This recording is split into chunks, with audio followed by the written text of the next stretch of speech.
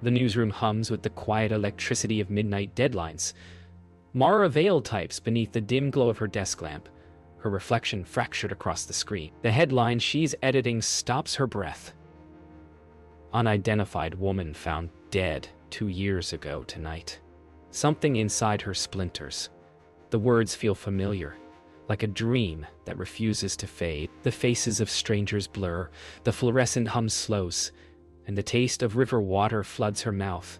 She can't remember why. A faint melody hums from her headphones, but her heart beats louder, an a rhythmic pulse of recognition. In that moment, she feels herself flicker. 2 lives overlapping. Somewhere far away, a man laughs over champagne, proposing to another woman, and the sound echoes through the hollow of her chest. Tonight, Mara isn't editing someone else's tragedy. She's reading the first draft of her own resurrection. In another part of the city, champagne glasses clink beneath warm candlelight. Elias Carr lifts a ring, its diamond catching amber reflections, while Sierra Miles smiles with practiced grace. His words are honey, hers are porcelain. They toast to forever, unaware that forever has already been broken. Somewhere between them, a shadow lingers, not seen but felt. A weight in the air that smells faintly of rain. The same night he once swore love to another, he now pledges himself again, rewriting history in candlelight. The camera lingers on Sierra's expression, admiration tinged with fear, as if she knows love has a grave somewhere it shouldn't. Mara sits cross-legged on her apartment floor, the old photograph beside her laptop. She studies the riverbank, tracing the outline of the bridge with her fingertip. Something about its symmetry haunts her. She searches archives, pulling up weather reports, police notes, missing persons lists. Every result circles the same night, the same storm. The walls seem to hum with unseen current, the air thick with damp. For the first time, she wonders if she's ever truly left that river. Detective Ruth Calloway leans back in her chair, rereading the old report. It had been labeled accidental drowning. No suspects, no foul play, yet the description of the body stirs her unease. No ID. A ring missing. Lungs full of clear water from a river known for silt.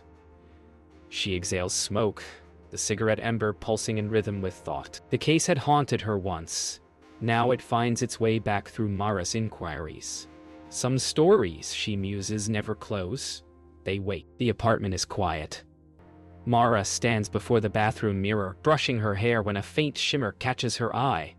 For a breath, the reflection moves out of sync, her mirrored self staring back with expression unshared. She freezes, heart racing. The room feels submerged, soundless, except for the drip of a faucet. The reflection smiles, faintly, mournfully, before aligning once more. She whispers her name, but it sounds wrong, like it belongs to someone else entirely. Sleep evades Mara.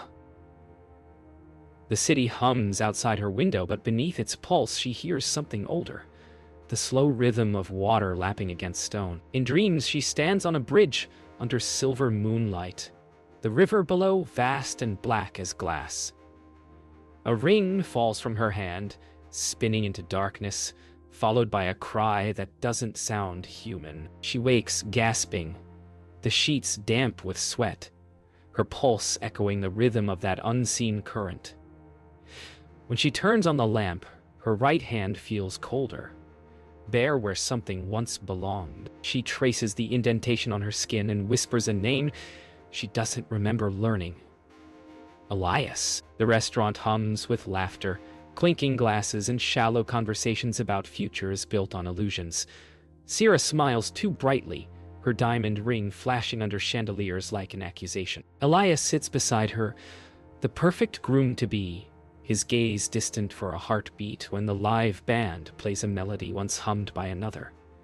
For a second, his breath catches, memory like a wound reopening. Sierra notices her smile faltering. Between them, the silence swells.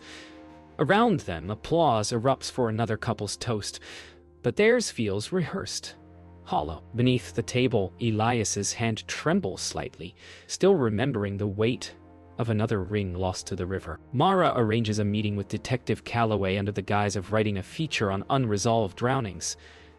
The detective's skepticism hides beneath weary eyes, but something in Mara's questions pricks old instincts. Every detail Mara knows. The bridge, the missing ring, the water's clarity. Mirrors details never released to the public. Calloway studies her, seeing recognition where there should be research. The detective's voice drops to a near whisper, asking if Mara is certain she's never been to that river.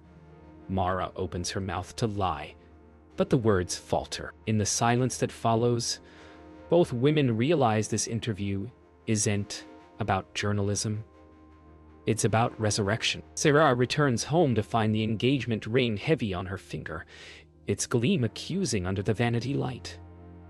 She stares at herself in the mirror, practicing a smile that never reaches her eyes. On the vanity rests a framed photograph. Her, Elias, and Lila, taken years ago on the same riverbank that now haunts the headlines. She touches Lila's face in the photo, then turns it face down. The sound of the glass frame against wood feels like a confession. The mirror flickers, showing her reflection half-turned, lips whispering something she can't hear. The rain catches the light once more, burning like guilt made tangible. Mara drives to the edge of the city, the road leading her to the riverbank from the photograph. The bridge rises before her, skeletal under the weight of fog. The air smells of iron and rain. Standing at the railing, she feels time dissolve. The sound of water beneath, like breath, drawn from another world. The same melody from her dreams hums faintly in her ears. She closes her eyes, seeing flashes of silk, laughter, betrayal. When she opens them, her reflection shivers on the black surface below. Not her face, but another's, drowned and waiting. For the first time, she whispers it aloud.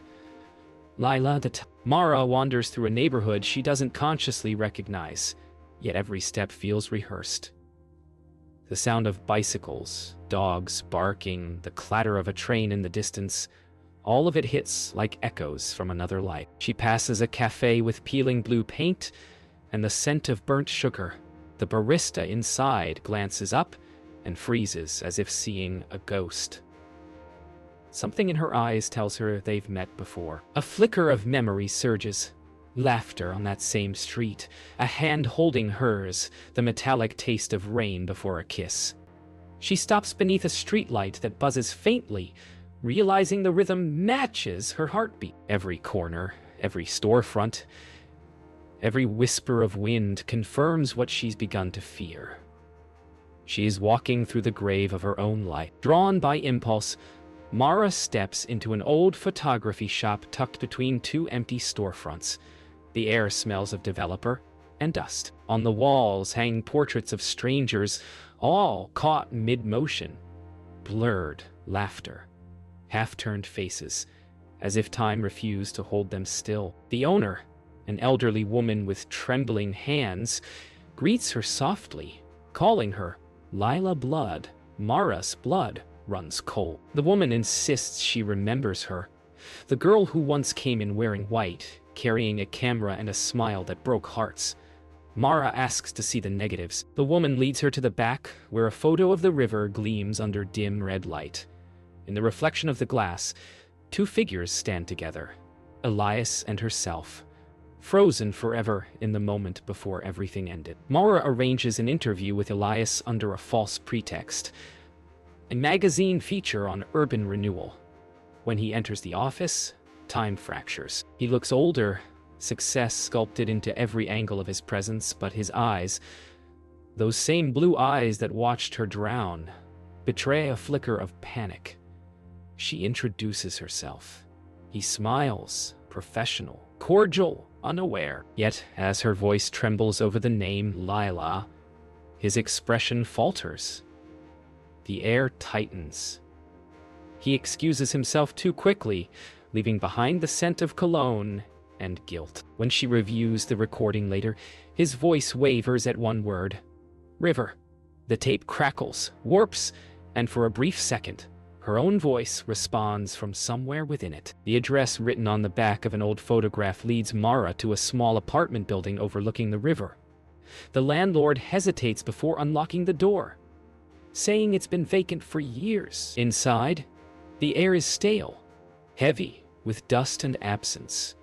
A faint outline remains on one wall, where a painting once hung, and the faint scent of jasmine lingers in the curtains. She runs her hand across the cracked plaster and feels something carved faintly into the surface.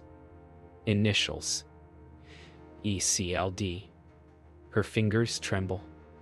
Beneath the floorboard near the window, she finds a rusted ring box, empty. The sound of footsteps above makes her freeze. But when she looks up, the ceiling is still. Only the river outside moves. Late at night, Mara replays the interview recording. Elias's voice emerges steady, confident, until the background static shifts into something else. The sound of running water. Then comes her own voice, soft and distant, whispering, "You promised." The air drains from the room. She rewinds, listens again. The same whisper, her own, but not. Every repetition feels like a heartbeat, drawing her closer to the moment she died. The tape clicks, the lamp flickers, and a single tear slips down her cheek. She knows now, she's not chasing the story. The story is chasing her, piece by piece, until she remembers it all. Mara stands at Elias's office door, the sound of her heartbeat almost drowning out the quiet hum of the city below. He greets her with measured warmth, but the tension in his jaw betrays recognition. She tells him she's there to follow up on the article, her voice steady, though her pulse trembles. The conversation unfolds with careful politeness, but her eyes trace every movement, every flicker of unease. When she mentions the river, his pen snaps in his hand. Ink stains the edge of his cuff, like blood spreading through linen. For a moment he looks at her the way one looks at a ghost, half in disbelief, half in horror. She thanks him and leaves, but his silence follows her into the elevator, heavy and unbroken. Sierra writes in her studio, surrounded by draft pages of her new article, a confession in disguise. Her words circle the truth without ever touching it, metaphors standing where memory cannot bear to. The headline on her laptop reads, "The woman who drowned herself in silence." She pauses, trembling. Through the reflection of the screen, she sees Mara's face for an instant, the same face she saw floating on the river 2 years ago. Her breath catches. The illusion fades, leaving only her own haunted reflection. She closes the laptop, pressing her palms against the lid as if to trap the ghost inside. The sound of typing lingers in the air, though her hands have already gone still. Detective Calloway sits alone with her old files. She flips through the coroner's report again, the photographs too sharp for comfort. The body, female, mid-20s. No ID'd, faint bruising on the wrist. She had dismissed it once as accidental drowning. Now, with Mara's questions and the impossible resemblance, doubt gnaws at her reason. She revisits the photos and notices a detail she'd missed before. The faint indentation on the woman's ring finger, a perfect match to the mark on Mara's hand. Her cigarette burns down unnoticed, ash falling like snowfall onto the file. "No," she murmurs to the empty room, but the truth has already whispered back. "Yes." Elias calls Sierra that evening, voice tight, tone measured. He insists they host a small dinner, a reunion of sorts, to move on. Sierra knows it's a performance, a mask for his unraveling. The table is set with mechanical precision, white china, crystal glasses, lilies arranged too perfectly.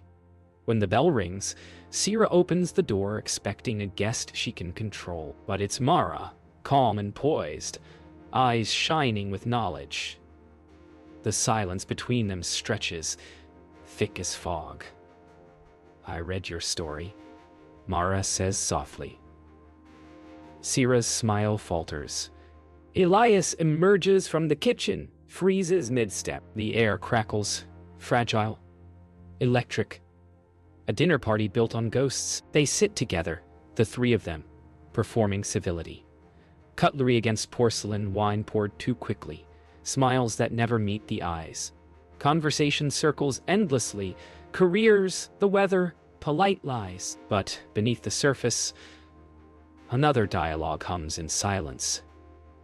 Elias's gaze lingers too long on Mara's ringless hand. Sierra's laughter cracks at its edges. Mara studies them both, her expression unreadable, until she finally says, "It's strange, isn't it?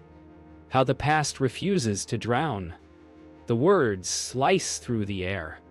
Sierra's glass trembles. Elias exhales, too slow. For a moment, none of them move. The table's reflection in the glass window shows a fourth presence, faint, seated among them, watching. The night air hums with rain as Mara stands at the water's edge. The river is no longer silent. It whispers in tones she can almost understand. Every ripple carries fragments of her own voice, laughter, pleading, the echo of her last breath. The air thickens with memory. She kneels, fingertips grazing the surface, and visions flood her mind, white silk clinging to her skin. The shock of cold, Elias's face above her, Sarah's cry fading into the dark. The river doesn't hate or forgive, it remembers. Mara feels herself pulled between two currents, the living and the dead, and for a heartbeat she is both. When she rises, her reflection has changed. It no longer looks like Mara Vale. It looks like Lila Dane. Back in the old apartment, the storm grows heavier. Mara tears through the floorboards where she found the empty ring box. Her nails split, blood smearing against the wood as she digs deeper. A second box emerges, smaller, sealed shut with rust. She pries it open, revealing the engagement ring glinting faintly inside, along with a soaked photograph of three smiling faces: herself, Elias, and Sierra. The edges of the photo are burned, the laughter forever half erased. She drops to her knees, the weight of memory crushing her chest. The truth is physical now, metal and paper and blood. The ring that promised forever is the same one that marked her death. Sierra can't breathe. The article she published, her masterpiece, her lie, has begun circulating again. The comments section fills with names she hoped the world would forget. She reads one aloud, whispering, "Lila Dane." Her reflection in the laptop screen stares back like accusation incarnate. She tears the screen shut, pacing the room as rain claws the windows. Her memories flash in fragments. The fight? The river? Elias's hand on her wrist, Lila's scream. She clutches the engagement ring on her finger until it draws blood. The truth presses against her skin, relentless. The walls feel closer, the air thinner. She collapses, sobbing, as the lights flicker and a woman's voice, soft, familiar, murmurs from nowhere. "You always knew." The memory arrives whole. Mara sees it all. Lila's last night, the argument by the river, the betrayal laid bare, Elias's confession of love for Sierra, Sierra's apology drowned by thunder. Lila's heartbreak turned violent. She tried to leave. He grabbed her wrist. One slip, one scream, one plunge into the freezing current. Elias shouting her name, Sarah frozen in horror. The world tilting in slow motion, water closing like glass. As Mara relives it, her breath falters, her eyes flood. The river didn't steal her life. They did. And now she understands. Coming back wasn't a miracle. It was unfinished business. Mara stands on the bridge again, rain washing the last of her fear away. She slips the recovered ring onto her finger, its metal cold but familiar. Below, the river moves with quiet power, no longer an enemy, but an ally of memory. She whispers goodbye to the name Lila Dane, and the water responds with a single surge of wind. The ghost in her reflection smiles, not in sorrow but release. As dawn breaks, the rain fades into mist, and Mara steps away from the railing. The past can no longer claim her, but it will soon claim them. Morning headlines scream what once lay buried. Journalist reopens cold case of drowned woman, possible identity matched to herself. The world devours the story. Mara's phone vibrates endlessly. Reporters swarm her doorstep, voices overlapping like locusts. She stands before the window, unmoving, watching her reflection dissolve into flashbulbs. There is no undoing this. The secret she unearthed now breathes on its own. In every broadcast, her name becomes synonymous with the dead woman she once was. Lila Dane is no longer forgotten. She's trending. Mara's editor calls, pleading for a statement. She simply whispers, "Let them read." Outside, rain begins again, as if the river itself were applauding her courage or mourning it. Elias watches the televised report in silence. The camera shows Mara's photograph, Lila's face resurrected in the news feed, and his composure fractures. He tries to speak, to deny, but the words dry in his throat. The phone rings incessantly.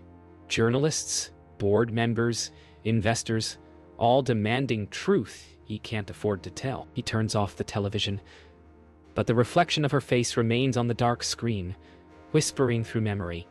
"You promised." His hands tremble as he pours whiskey, spilling more than he drinks. Outside, the city's sirens rise and fall like an elegy. The man who once controlled every blueprint now finds himself trapped in one, a design built from deceit. Sarah meets Detective Calloway in a quiet cafe at dusk, hands trembling as she stirs untouched coffee. Her voice cracks as she tells the story. The argument, the fall, the silence after. "It wasn't meant to happen," she whispers. Calloway listens, unflinching, pen motionless.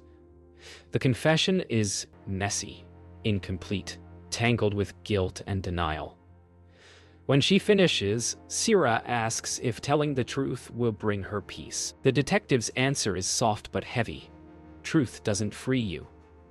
It simply stops the running. Sarah nods, tears streaking through her foundation, realizing she's been running not from the law, but from herself. Mara stands before the camera, makeup fading under studio heat, the newsroom's hum replaced by silence. The producer counts down from 5. The red light blinks on. "Tonight," she begins, voice steady, "we revisit the story of a woman who never truly left us." As she reads, her words shift from report to revelation, threading confession and resurrection together. "I was her," she finally says. "I am her." The teleprompter flickers. The crew stares. For a long moment, time holds its breath. Somewhere beyond the glass, lightning strikes the skyline, illuminating the truth live on air. When she finishes, she doesn't weep. She simply exhales. A ghost finally speaking her own name aloud. The city watches as the truth ripples outward. Elias flees his penthouse, cameras chasing him into the rain. Sarah's article goes viral, republished now as The Ghost in the Mirror. Detective Calloway reopens the case under a new file name, The Second Death. Mara sits alone by the river once more, watching reflections of flashing lights dance across the water's skin. Somewhere between guilt and grace, she feels peace at last. Justice, imperfect as it is, has begun. The river hums softly, not mourning, not condemning, only remembering. In that endless reflection, Mara realizes that dying once was tragedy, but dying twice, once in body, once in silence, was the true crime. Tonight, she has undone the second death. The studio lies empty except for Mara and the faint hum of lights. Her colleagues left hours ago. Only the cameras remain, silent witnesses awaiting confession. She sits before the desk, fingers tracing the edge where her reflection meets the glass surface. The teleprompter stands still, blank. Tonight, there is no script, only truth. Outside, dawn presses against the skyline, hesitant and gray. She exhales, steady now, unafraid of the weight of her own story. The ghosts within her are no longer restless. She realizes the broadcast isn't for the world. It's for herself, for the woman who drowned and the one who rose from her body. For the first time, both will speak as one. When the red light blinks on, her voice fills the room, low, steady, almost reverent. "My name is Mara Vale," she begins. "But once, I was Lila Dane." She tells the world what the river already knows.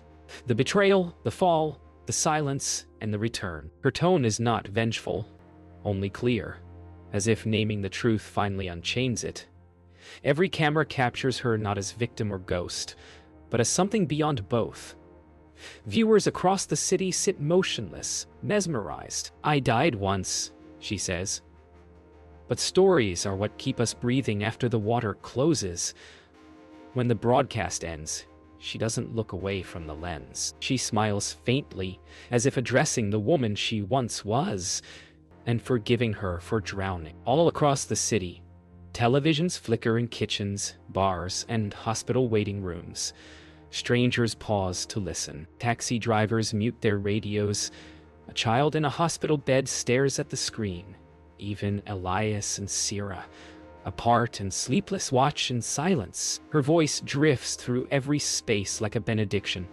Raw, unedited truth piercing the static. For some, it's redemption. For others, reckoning. Elias grips the ring he once gave away. Sierra presses her forehead against cold glass, whispering apologies to no one. The city, for one breath, stands still. A collective heartbeat, one pulse of empathy uniting the living and the lost. After the broadcast, Mara walks alone to the river one last time. The water lies calm, a mirror without judgment. She removes the ring from her finger and holds it up to the first light of sunrise. "It's over," she whispers, though the word sounds more like a prayer. She throws the ring into the current, watching it vanish without a ripple. The reflection that looks back is hers, only hers. No longer Lila, no longer haunted. She closes her eyes and listens, not to voices but to silence, beautiful and whole. For the first time, she belongs to herself. Weeks later, the article appears, Mara's final piece. "The night I died, he was proposing to her. Tonight she reads my story in the news. It spreads beyond borders, beyond headlines, becoming myth. The photograph accompanying it shows only the river at dawn, endless and calm." Detective Calloway retires, her final report filed under Truth Verified. Sarah vanishes from the public eye. Elias is seen once, leaving flowers by the water. And Mara, she moves through the city freely now, unseen yet unforgotten. Sometimes, when the rain begins, people claim to hear a voice in it, soft, resolute, reminding them that every story, even tragedy, can find its way back to light.